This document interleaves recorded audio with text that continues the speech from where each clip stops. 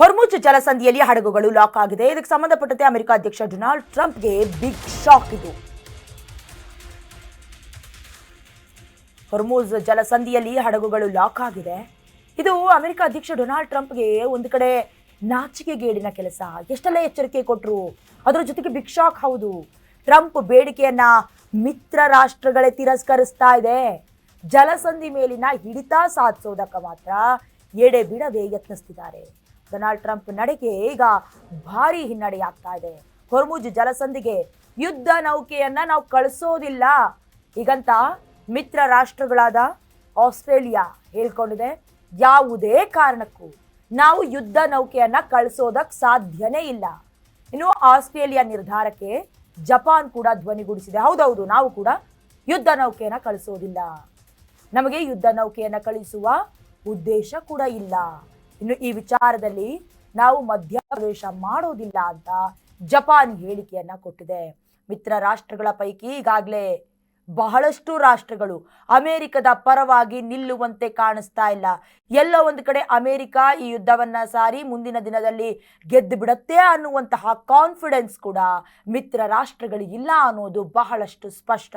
ಸಂಬಂಧಪಟ್ಟಂತೆ ಯುದ್ಧ ನೌಕೆಗಳನ್ನ ಕೂಡ ನಾವು ಕಳಿಸ್ಕೊಡೋದಿಲ್ಲ. ಯಾಕಂದ್ರೆ ಇರಾನ್ ಹತ್ರ ಇರುವಂತಹ ಕೆಲ ಮಿತ್ರ ರಾಷ್ಟ್ರಗಳ ಪೈಕಿ ಪಾಕಿಸ್ತಾನವು ಕೂಡ ಇಡೀ ವಿಶ್ವದಾದ್ಯಂತ ನಾವು ಲೆಕ್ಕ ಹಾಕಿ ನೋಡೋದಾದ್ರೆ ನೈಟ್ರೋಜನ್ ಅಥವಾ ಏನು ಅಣ್ವಸ್ತ್ರವನ್ನ ಹೊಂದಿರುವಂತಹ ರಾಷ್ಟ್ರಗಳ ಪೈಕಿ ಬಹಳ ವಿಷಕಾರಿ ಅನಿಲವನ್ನ ಉತ್ಪಾದಿಸುವ ರಾಷ್ಟ್ರ. ಹಾಗಾಗಿ ಮುಗಿಬಿದ್ರೆ ಡೆವಲಪ್ಡ್ ಕಂಟ್ರಿ ಆಗಿರುವಂತಹ ಕೆಲ ಮಿತ್ರ ರಾಷ್ಟ್ರಗಳ ಪೈಕಿ ಮತ್ತೆ ಆರ್ಥಿಕ ಸ್ಥಿತಿಯಲ್ಲಿ ತೀರಾ ಕೆಳಗೆ ಬೀಳೋದಕ್ಕೆ ಇಷ್ಟಪಡೋದಿಲ್ಲ. ಹಾಗಾಗಿ ಬೆಳಗ್ಗೆಯೂ ಕೂಡ ನಾವು ಸುದ್ದಿಯನ್ನು ಪ್ರಸಾರ ಮಾಡಿದ್ವಿ, ನ್ಯಾಟೋ ಕೂಡ ಒಪ್ಪಿಕೊಳ್ಳೋದಕ್ಕೆ ಸಾಧ್ಯ ಆಗ್ತಾ ಇಲ್ಲ. ನ್ಯಾಟೋದ ಪ್ರಮುಖ ಉದ್ದೇಶ ಅಂತ ಹೇಳಿದ್ರೆ ಸದಸ್ಯತ್ವ ಹೊಂದಿರುವಂತಹ ರಾಷ್ಟ್ರಗಳು ಯಾವುದೇ ಸ್ವಾತಂತ್ರ್ಯಕ್ಕೆ ಅಥವಾ ಭದ್ರತೆಗೆ ಧಕ್ಕೆ ಆದಂತಹ ಸಂದರ್ಭದಲ್ಲಿ ನಮ್ಮ ರಾಷ್ಟ್ರಕ್ಕೆ ಆಗ್ಬಿಡ್ತೇನೋ ಅಂತ ಅಂದುಕೊಂಡು ರಕ್ಷಣೆಗೆ ನಿಂತ್ಕೊಳ್ಬೇಕು. ಬಟ್ ನ್ಯಾಟೋವು ಕೂಡ ಅಮೆರಿಕದ ಬೆಂಬಲಕ್ಕೆ ಬರ್ತಾ ಇಲ್ಲ.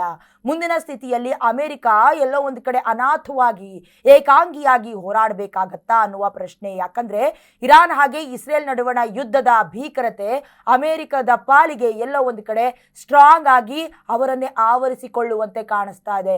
ಇಸ್ರೇಲ್ ಸೈಲೆಂಟ್ ಆಗ್ತಾ ಇದ್ರು ಕೂಡ ತಮ್ಮ ಕಪಿಮುಷ್ಟಿಗೆ ಇರಾನ್ ಬರಲೇಬೇಕು, ಆಡಳಿತ ಅಧಿಕಾರವನ್ನ ಇರಾನ್ನ ಮೇಲೆ ಹೇರಲೇಬೇಕು ಅಂತ ಪಣ ತೊಟ್ಟು ಎಷ್ಟೆಲ್ಲಾ ಖಡಕ್ ವಾರ್ನಿಂಗ್ ಕೊಟ್ಟರು ಕೂಡ ಇರಾನ್ ಮಾತ್ರ ಎಲ್ಲೂ ಜಗ್ಗುವಂತೆ ಕಾಣಿಸ್ತಾ ಇಲ್ಲ. ಈಗ ಮಿತ್ರ ರಾಷ್ಟ್ರಗಳಾದ ಆಸ್ಟ್ರೇಲಿಯಾ, ಜಪಾನ್ ಕೂಡ ನಾವು ಯುದ್ಧ ನೌಕೆಯನ್ನ ಕಳಿಸೋದಿಲ್ಲ ಅನ್ನುವ ಸ್ಪಷ್ಟ ಮಾಹಿತಿಯನ್ನ ಡೊನಾಲ್ಡ್ ಟ್ರಂಪ್ಗೆ ಕೊಟ್ಟಿದ್ದಾರೆ.